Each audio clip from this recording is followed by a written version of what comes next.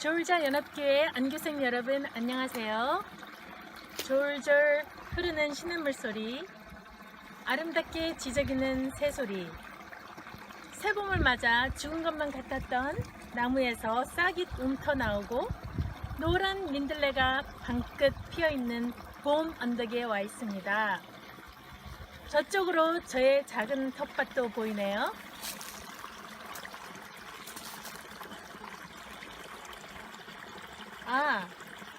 야생 미나리밖에 없네요. 텃밭이 여기가 아니라 저쪽입니다. 저쪽. 아이고, 아직도 밭을 일구지를 못했네요. 봄이 되면 예수님께서 이 세상에 계실 때 멀리서 씨 뿌리는 농부를 보고 제자들에게 씨 뿌리는 비유를 말씀하셨던 게 생각이 나요. 씨는 하나님의 말씀이고 밭은 사람의 마음을 나타내는 것을 비유로 말씀하셨죠. 길가에 떨어진 씨, 돌밭에 떨어진 씨, 가시밭에 떨어진 씨, 그리고 옥토에 떨어진 씨. 참! 저의 밭처럼 풀밭에 떨어진 씨도 있겠네요. 농부가 똑같은 씨를 뿌리지만 어디에 떨어지느냐에 따라 결과는 확실히 다르다는 사실을 여러분도 아시지요? 여러분은 과연 어떤 밭이십니까? 자, 이제 각기 다른 밭에 떨어진 씨앗의 상태를 보겠습니다. 저는 사실 교회에 다니는 것이 하나님을 사랑한다거나 교회 활동에 열심히 참여하기 위해 다니는 게 아니에요. 교회 가서 예배는 드리지만 성경 구절이 별로 마음에 닿지도 않고요. 지금까지 제가 살아온 생활 방식과 사상이 고정되어 있어서 목사님 설교도 제가 생각하는 것과 틀리면은 그냥 한 귀로 듣고 한 귀로 흘려요. 또 제 성격이 누구 말에 쉽게 설득당하는 그런 스타일이 아니에요. 주관이 강하다거나 할까? 그렇다고 다른 사람에게 이래라 저래라 하거나 또 내 편을 만들려고 애를 쓰지도 않아요.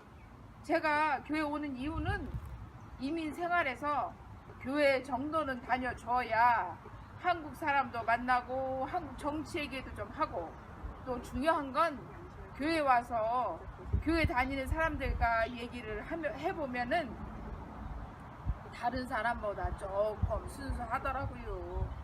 그래서 교회 오는 건 싫지는 않은데 간섭받는 게 딱 질색이거든요. 남에게 민폐 안 끼치고 아무것도 바라지 않고 적당한 관계도 유지하고 교회를 다니고 있어요. 교회도 제 문화 생활 중에 하나랄까? 뭐 그런 거죠. 저는 중학생 때 친구 따라서 전도회에 참석을 했다가 목사님 설교에 감동받고 침례까지 받았어요. 그때는 곧 예수님이 다시 오실 거라고 믿고 어찌나 열심을 냈던지 지금 생각해도 내 자신이 기특했다는 생각이 들어요.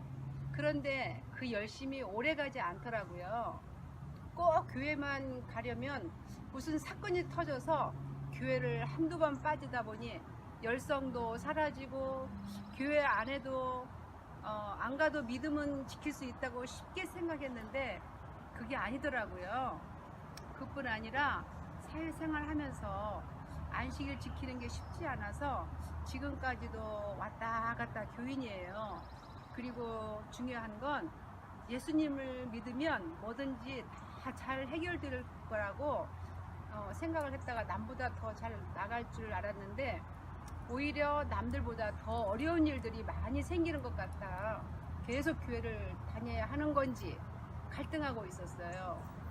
요즘엔 몸도 예전 같지 않고 경제도 안 좋아지니 하나님이 원망스럽기도 하고 어찌해야 좋을지 모르겠어요. 교회에 나가서 사람들과 부딪히는 것도 싫고 당분간 집에서 쉬면서 생각 좀 해야겠어요. 저는 어려서부터 교회에 다녔어요. 교회도 재밌고 교회 활동도 제법 잘하고 있어요. 남들이 보기엔 아주 그럴싸한 교인이에요. 그런데 제 고민은 성경 말씀과 기도하기보단 연속극 보는 게 너무너무 재밌고 친구들과 수다 떨고 놀러 다니는 게 얼마나 좋은지 아세요? 맛있는 것도 사 먹고 정말 재밌어요. 목사님 말씀 들을 때는 내가 정말 이러지 말고 이 말씀대로 살아야지 결심하고 또 결심했다가도 금세 잊어버리고 말아요. 솔직히 말하면 하루 종일 바쁘게 일하고 이런저런 일로 정신없이 지내다 보면 어떤 때는 일주일에 한 번도 성경을 펴보지 못할 때가 있어요. 왜냐고요? 해야 할 일이 너무 끝없이 많아요. 눈 떠서 밤 잘 때까지 일 저 일에 시달리다 보면은 아무 생각도 없어요. 그리고 또 어떤 날에는 정말 앞날이 걱정돼요. 어머, 어떻게 해야 될까? 또 자식이 있는데 자식이 셋이나 돼요. 이 자식 저 자식 걱정하다 보고 또 남편까지 걱정이 되네요. 어머, 때로는 밤을 꼬박 새우기도 해요.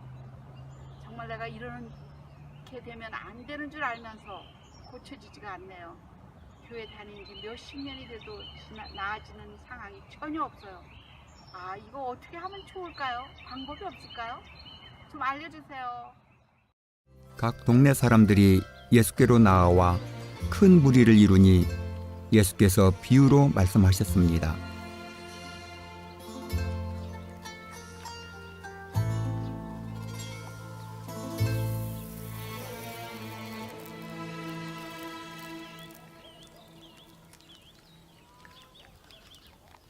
씨를 뿌리는 자가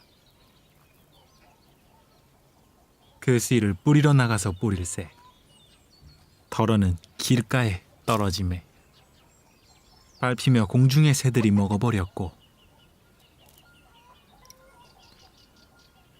덜어는 바위 위에 떨어짐에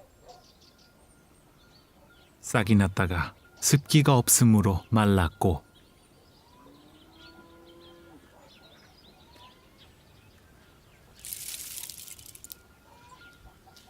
덜어는 가시떨기 속에 떨어짐에 가시가 함께 자라서 기운을 막았고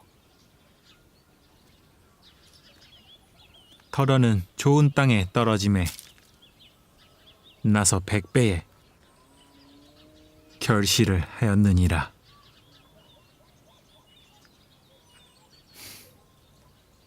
들을 귀 있는 자는 들을지어다. 라비요, 이 비유의 뜻이 무엇입니까? 씨를 뿌리는 자와 씨의 비유가 무엇입니까? 라비어, 무슨 뜻인지 말씀해 주십시오. 하느님 나라의 비밀을 아는 것이 너희에게는 허락되었다. 이 비유는 이러하니라. 씨는 하느님의 말씀이요 길가에 있다는 것은 말씀을 들은 자니 이에 마귀가 가서 그들이 믿어 구원을 얻지 못하게 하려고 말씀을 그 마음에서 빼앗는 것이요 바위 위에 있다는 것은 말씀을 들을 때에 기쁨으로 받으나 뿌리가 없어 잠깐 믿다가 시련을 당할 때에 배반하는 자요. 가시떨기에 떨어졌다는 것은 말씀을 들은 자이나 지내는 중 이생의 염려와 재물과 향락에 기운이 막혀 온전히 결실하지 못하는 자요.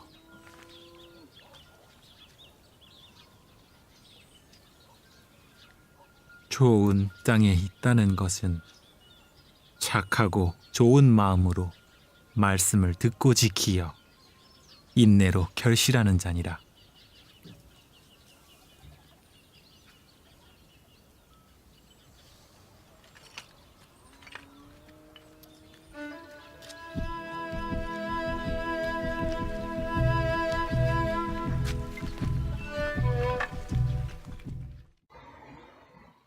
여러분, 우리 모두 길가, 돌밭, 가시떨기 마음의 공문들을 하고 살아가고 있습니다.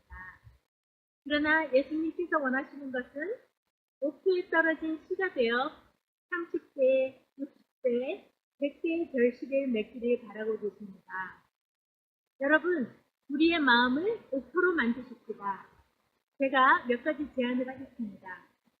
첫째, 아무리 바빠도 매일 성경을 한 장이라도 명상하며 읽으십시다. 둘째, 하루에 한 명이라도 가족이 아닌 남을 위해 기도합시다. 셋째, 매일 아침 주도력 말씀을 읽거나 듣고 가정 공부는 꼭 하도록 합시다.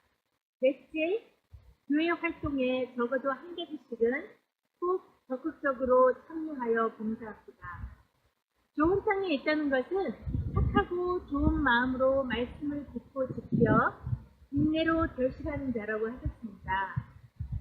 그러나 이 모든 일에 성령의 도우심이 없으면 우리는 아무것도 할 수 없습니다. 성령의 도우심을 간절히 사모하며 지금까지 봄이 오는 길락에서 소향란이었습니다. 감사합니다.